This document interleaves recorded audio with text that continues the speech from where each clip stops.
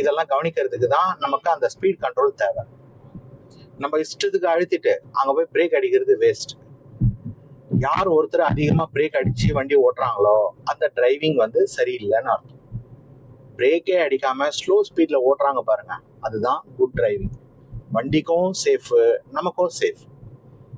Okay, ட்ராக்கை மாற்றிக்கலாம். Indicator போட்டுங்க, ரைட் சைடு ட்ராக் சேஞ்ச், கொஞ்சம் ஸ்பீட்.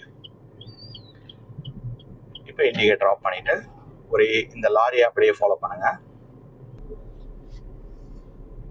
ஸ்பீட் கொஞ்சம் லோவாக இருக்கிற மாதிரி இருக்கு இந்த கீருக்கு, அதை கொஞ்சம் கரெக்டாக மேனேஜ் பண்ணிங்க. சவுண்டை வச்சு லெஃப்ட் இழுக்குது. அப்பா இப்படி பண்றீங்களேப்பா, போனை சைலண்ட்ல வைப்பா. வாத்தியார் நானே போனை சுவிட்ச் ஆஃப் பண்ணி வைக்கிறேன்.